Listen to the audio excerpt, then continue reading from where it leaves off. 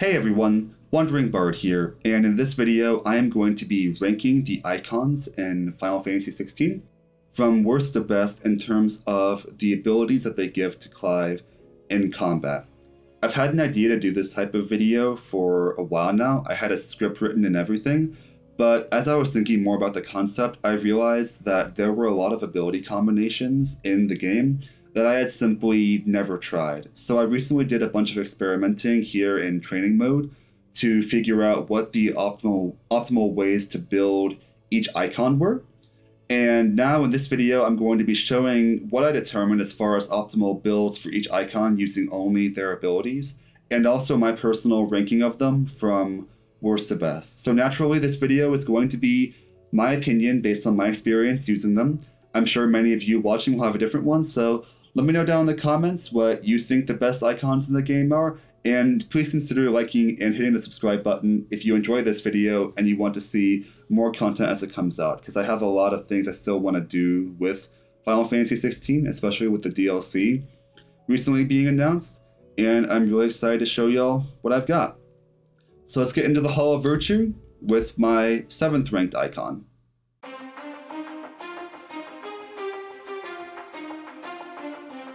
So for number 7, as much as I hate to talk down on a gift given to us by our dear friend Cid, I did put Ramuh as the worst of the icons.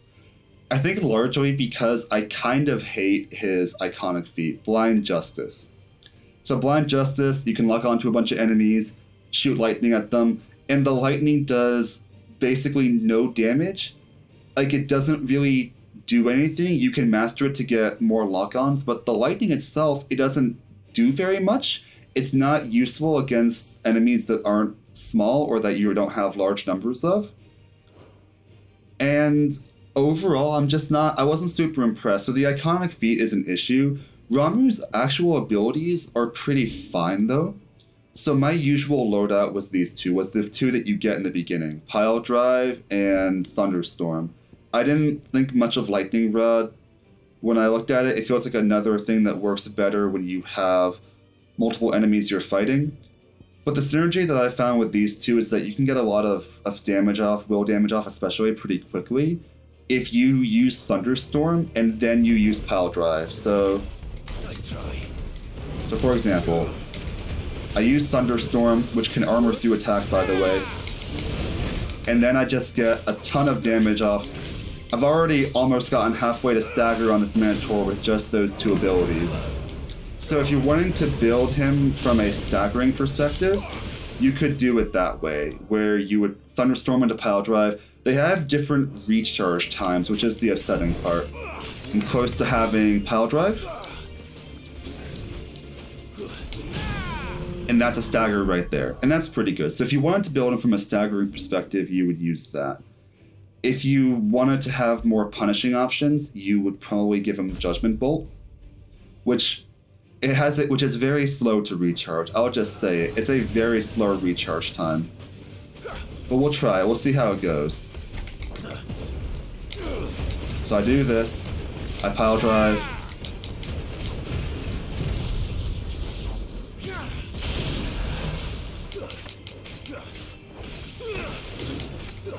So it's more effective than Thunderstorm for doing like lots of bill damage.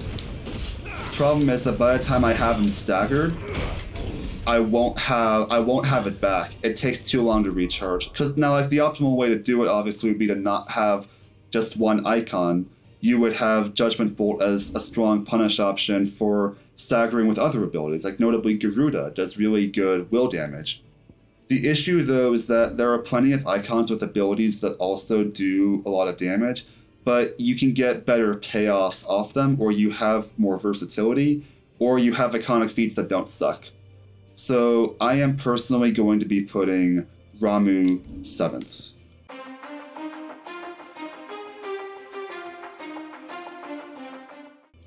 Number 6 for me is Odin. So Odin is a really interestingly designed icon. So every icon has some kind of ultimate ability. Like with Phoenix, it's the Flames of Rebirth, which I should probably give back. I got rid of some abilities to give myself the AP for Judgment Bolt, by the way, because I'd never used Judgment Bolt before. But anyway, Odin's ultimate ability, the Zantetsuken, I hope I'm pronouncing that right, is tied to his iconic feat. So when you're using this iconic feat, I'm pulling up the details, you replace your sword with Odin's. Your attacks don't do as much. They don't feel limit break. You can sometimes get punishes off of a perfect dodge or a parry. But the real important thing is that every attack you do with Odin's sword fills up the Zantetsuken gauge. And all of Odin's other abilities are built around filling up the Zantetsuken gauge. So Heaven's Cloud, even like his ultimate Dancing Steel, none of them do very much damage, is the thing. They're all just built around filling up Zantetsuken. And Zantetsuken is a very strong punish. But what's frustrating is that because Odin's entire design is built around filling it up, his abilities don't do very much, and it doesn't really prioritize like mixing and matching and customizing your loadout because you want to maximize your ability to charge Zantetsuken. So this is my ideal loadout right here, is like Heaven's Cloud and Dancing Steel. The reason I prefer them is that Gungnir really traps you in, and it just doesn't do very much. It doesn't fill Zantetsuken very much at all. Heaven's Cloud is great because there's no startup or end lag. So like I do this, and that's already one level up at filled. But that's the thing with Dancing Steel also, is that unless I can time it well, there's so much startup lag, and you get punished for trying to use it.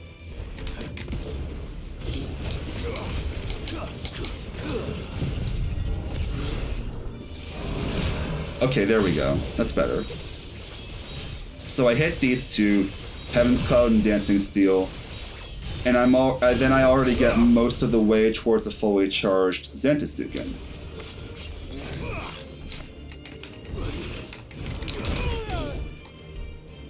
Once I reach level 5, I'll unleash, and you'll see what it can really do. There we go.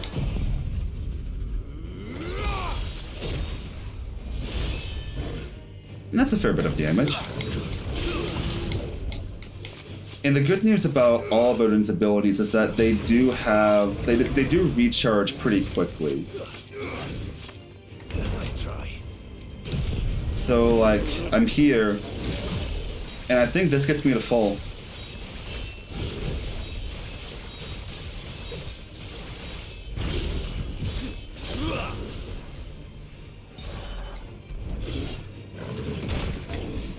That's unfortunate.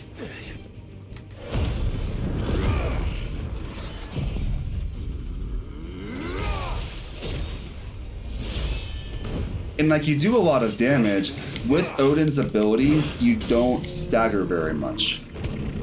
And I think that the issue that I have with trying to use Odin, though, is that like, Zantetsuken, it doesn't recharge the way, say, Bahamut Giga Flare does over time. So like, if you're using Giga Flare as your primary super high damaging move, you can use other icons effectively, get the chain gauge up, get stagger on, and then by the time you staggered, you can punish. With Odin, if you want to be able to punish, you have to use his abilities, which do like nothing. They do no damage. It's still not a bad gameplay loop where you, as I showed, you can do a lot of damage with Zantetsuken once you have it fully charged, and you can get it off pretty quickly, pretty consistently.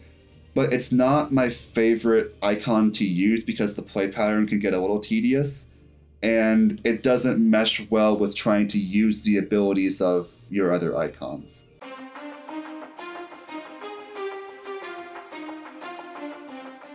At number 5, I will put Phoenix. So Phoenix and Ifrit, by the way, I'm going to be ranking them together because they use the same ability slots. I like this icon, these icons, I suppose, because they have a lot of versatility.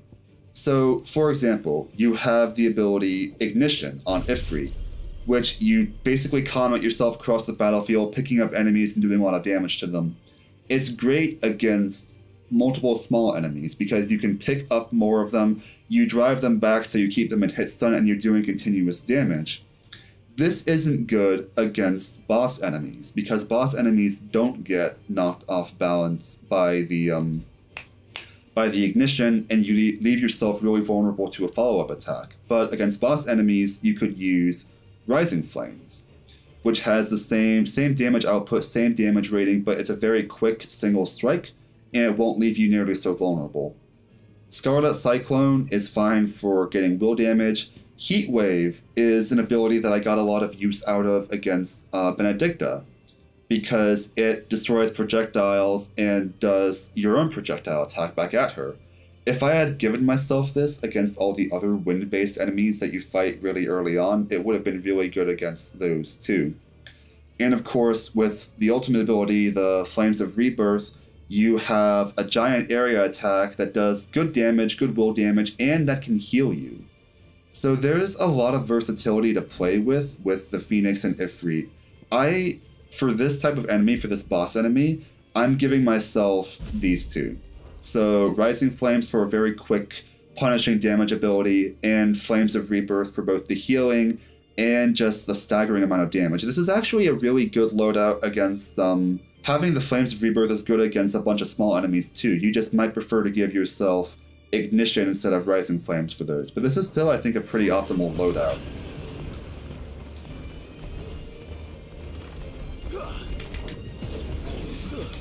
Phoenix Shift is also a really good positioning tool.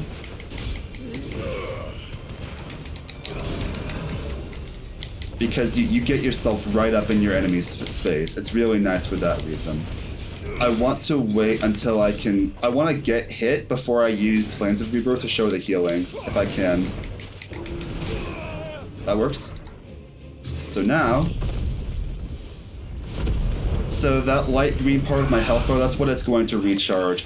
It's really hand-wavy for me how the regen is determined, because I've seen cases when I have low health and my HP regain is low, and I've had cases where that's not it. So I don't actually know how all of it works.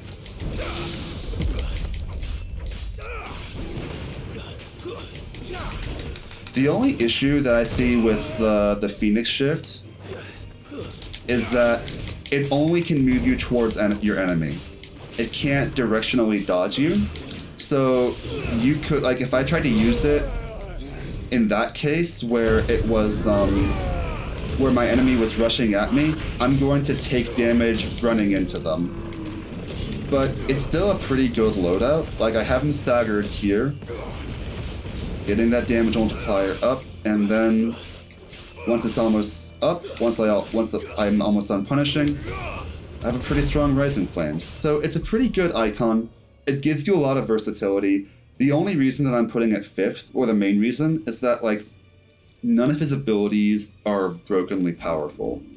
Like, honestly, Titan's abilities, the Upheaval and Raging Fist, have the same damage ratings as Flames of Rebirth. Now, their range is reduced, they don't heal you, but Phoenix is deliberately held down because it's the first icon whose power you get.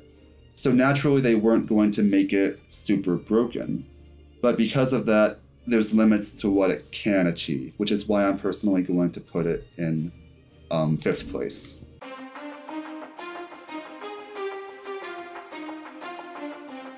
For 4th place, I'm going to say Bahamut. So one thing that I didn't realize until I was doing my experimenting with Bahamut's abilities is how good the Satellite ability is. Let me show you. So I summon Satellite,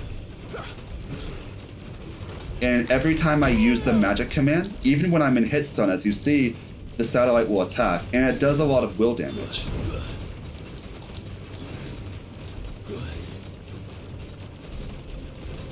So it does admittedly encourage a kind of passive play pattern where I'm standing back and I'm attacking, but this is just an insane amount of will damage. Like, look at this. I'm almost staggering him just with the damage that the Satellite did. And the recharge is pretty good too. I've almost got it recharged. I haven't shown the other thing yet, which I'll get there in a moment.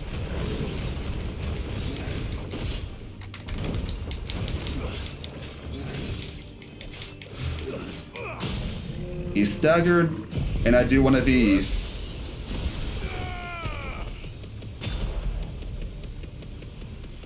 So, Giga Flare is one of the most powerful abilities in the game. It's tied with Zantetsuken for its damage rating.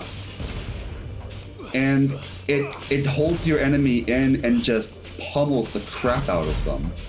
So it's a really good stagger punish. And now, he's up again. And I can just start pummeling him again. I'm actually tempted to redact my rating here and put him in 3rd. I don't think I'd put him higher than that, but like, I have a self-contained stagger punish engine just within this one icon. Which I didn't fully realize how effective it was till I started playing with Satellite. I might redact this. I might put him in 3rd. I've almost got him staggered again, and Giga Flare's charged back up. I just need an extra little push to get him staggered.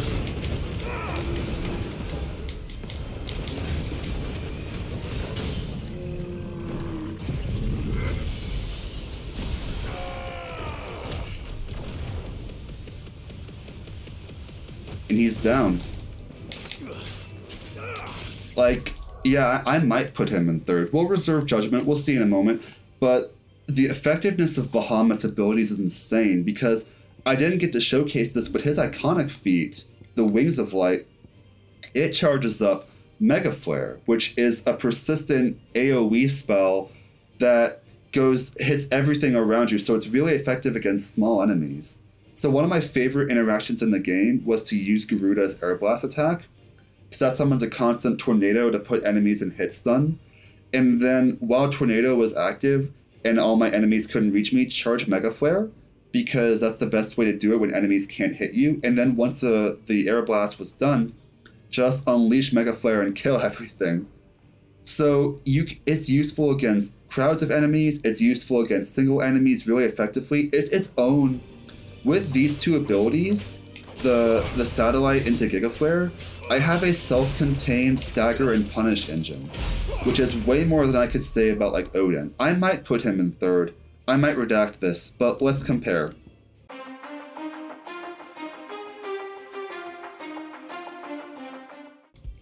Let's compare really fast to what I originally had as number 3, which is Garuda. So, I love Garuda because there are a lot of icons that have a really strong damage output. Like Ramuh has strong damage, Titan has strong damage, even Odin can have okay damage when you charge up Zantetsuken. But this is the only icon that I've seen that has such a dedicated niche towards staggering enemies. Like, all of the attacks, it's easier if I show it in here, have really low physical damage, it's true, but they have very high will damage, especially Aerial Blast, which is probably my favorite ability in the game, besides maybe Shiva's Diamond Dust.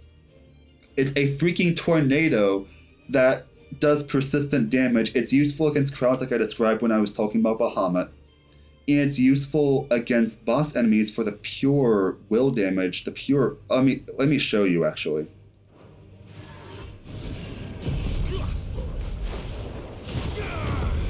So we summon that, he's gonna rush at me.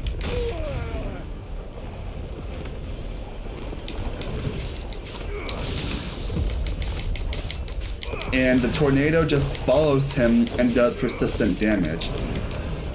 And then wait, so once his will gauge is halfway, he's briefly stunned, and I can topple him for more damage. So the optimal way to do it though, it kind of does depend, because there's 2 builds I have for this, which is Aerial Blast into Gouge, where Gouge is another attack that can do a lot of will damage. Or, one thing I found when I was experimenting, Rook's Gambit is actually a really good ability. Let me reset so I can show you what I'm talking about. So I'm not going to do Aerial Blast right away. So the way Rook's Gambit works is that I jump back to dodge an attack, and if I do dodge an attack, I get a strong punish off.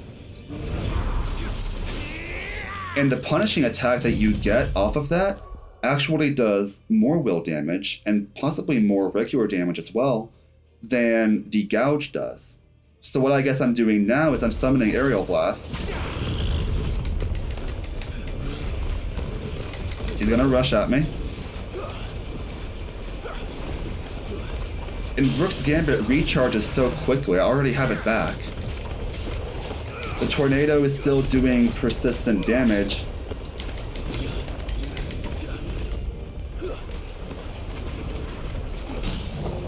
And he's down. And then I can start punishing him. Part of why I originally had Garuda in number 3 is because I felt like if I used it that way, where I have Garuda with such a dedicated and strong stagger niche, that lets me focus on the punishing aspects of other icons more easily. I guess, though, one thing I do think about, one thing I realize is that with Bahamut, correct me if I'm wrong, I wanna say I found this, that Bahamut's abilities, the satellite ability, it actually does, it stays around even when I'm not on Bahamut. So if I do this,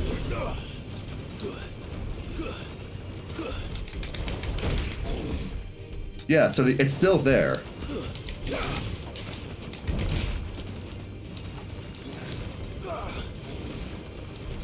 And so I still have a strong staggering niche with Bahamut. Now I don't have the ability to topple the way that Garuda does, which is a shame. I don't have Air Blast either. But I think I will redact it. I think I will put Bahamut in number 3. But like, cause like now, I've gotten the stagger off, I can switch to another icon, finish it.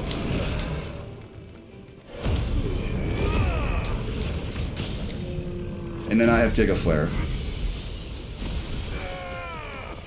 Yeah, I think I will redact it. I'll put Bahamut in number 3. But I don't think it's going above, I don't think it's gonna go higher than that.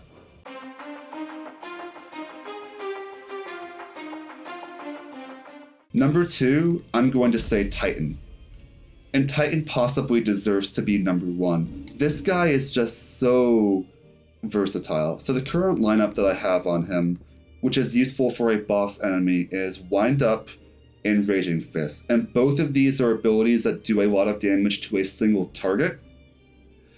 And the thing is, though, is that he also has abilities that do AoE damage. Like, we have Upheaval, Giant Area Attack, and his ultimate ability, Earth and Fury, is also a giant attack against a bunch of enemies. I kept these two because Earth and Fury and Wind Up have the same damage rating, but like, it's a very versatile and powerful icon.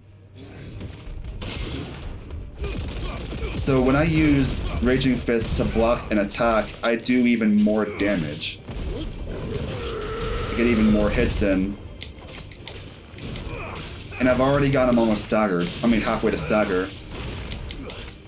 Also, when I do parry an attack with this, the recharge on Raging Fist is reduced, so I already have it again.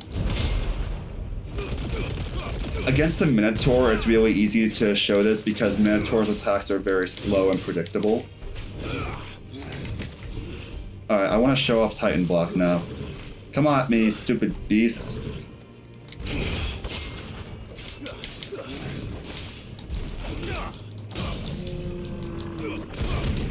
Just the fact that I have abilities that do lots of will damage without compromising on actual damage.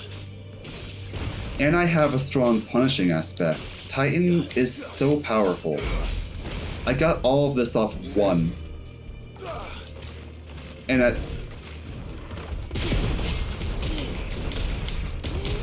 I get the counter attacks off blocking his rushing attack. It's so good. It's honestly kind of insane. Yeah, I think Titan is so strong. There's no punish for using any of what he does. There's no downside to it. The only reason I put him in number 2 is because the number 1, I think, has abilities that are even more broken.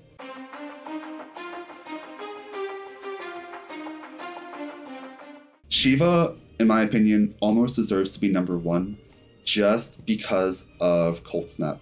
So the way Cold Snap works is that it is a better Phoenix shift, basically. It is a directional shifting move that has an attack that freezes enemies. So watch this. He's frozen, I'm behind him, and if he moves in range of that, he just freezes, and it's the best positioning tool. Okay, so right now I have Wind Up, which I'm not supposed to have. I just wanted to show off the Cold Snap. The best part though, let me see if I can do this. If I can dodge an attack perfectly, I can do what's called Permafrost, which completely freezes the battlefield in time. But you have to perfectly dodge attacks with it. But it is the fact that I can move in any direction, not just towards enemies, I can freeze enemies with it, is already amazing. But then we have Shiva's ultimate, the Diamond Dust, which has the same will damage output as Garuda's Air Blast, but does more actual damage.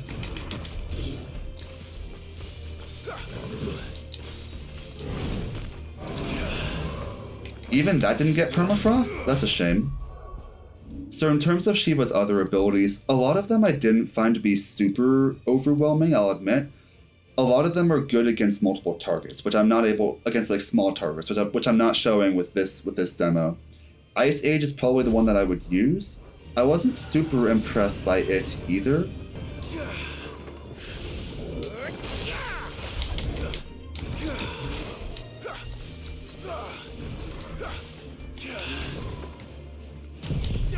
So the other, like Shiva's attacks, even the Ice Age, which does a fair bit of damage,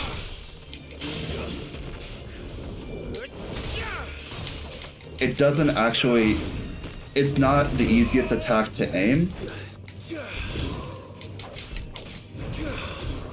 And it doesn't do really any will damage. So I think when I was using Shiva in my playthrough, I mastered Rising Flames and gave it Rising Flames, because Rising Flames has better damage ratings than any of Shiva's other abilities. I could experiment with like, I could just use Rhyme. There's a case where I can use Rhyme here. Hang on.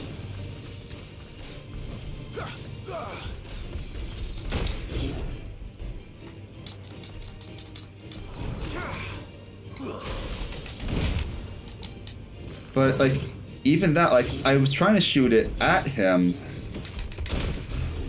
Okay, hold on. This is embarrassing. We need a reset. I'm trying to shoot the crystal at him.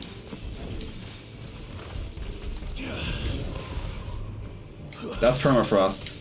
And then I can more consistently get Rhyme off and hit him with it. And it's dealing continuous damage. It's just, Shiva's abilities are just not the easiest to use. Wait, did that... Hold on a second. Does that trap him? Does that actually trap him? No, it doesn't actually trap him, which is a problem. I think he was just stuck in the Permafrost. And in Diamond Dust. So, like, there are ways to make this work really well. I know that most of Shiva's abilities aren't actually all that amazing, so it feels maybe a little disingenuous to put him number 1. But the fact that Cold Snap and Diamond Dust are both so broken, I think justifies it. Because Cold Snap is a look at this. It's a stupidly powerful positioning tool. And actually, Rhyme recharges pretty quickly. And the best part is, I guess I didn't mention, the freezing abilities work on everything.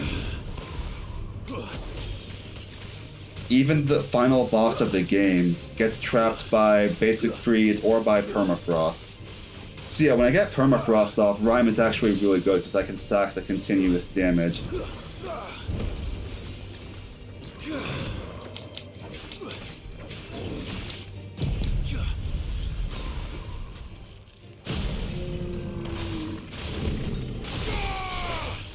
So I might get one off here, and I miss. So Shiva is admittedly not a great punishing icon, but I think it just deserves to be a battling staple just because of the very strong positioning and stagger power that it has. And so that's my justification for putting her in number 1.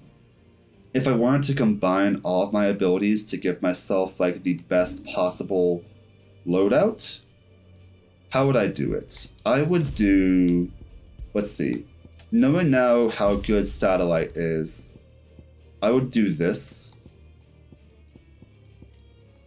where, let's see, yeah, I would give myself these 3. Probably no Garuda now, so I guess Garuda is going to number 4. Satellite, Giga Flare. I think I would go back to having Rising Flames on here, honestly. And so yeah, Titan. Do I want Titan or no? I really want the Satellite. The thing is, I could easily make a pretty great loadout with Garuda as well. And then I think I have mastered either Wind Up or Giga Flare. It's hard because like I want to have Titan for the amazing punish and Bahamut, Giga Flare for. Actually, you know what? Screw it. Then this is optimal then. Yeah, let's do it. Let's take it on. What's the strongest thing I can fight in here? There we go.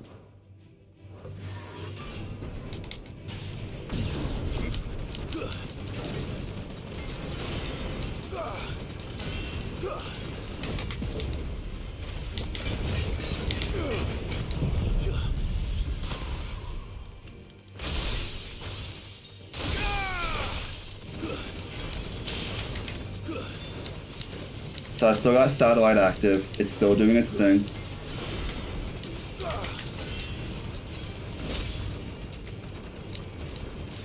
Even when I'm a hit stun, I can just mash the Satellite.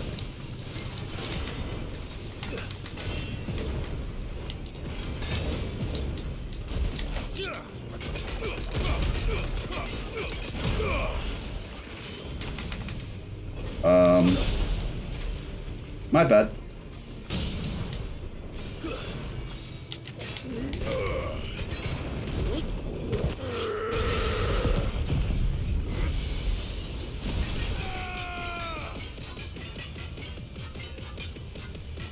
That's just a lot of damage.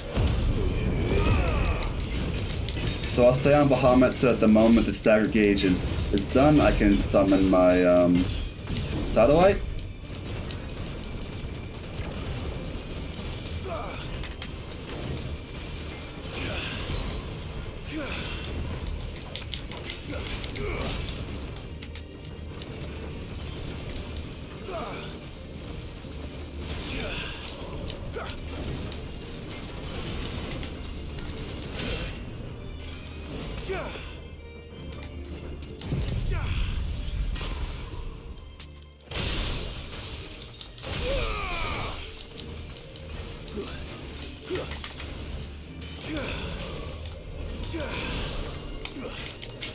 And like, I was able to dodge this giant area attack just by having access to the cold snap.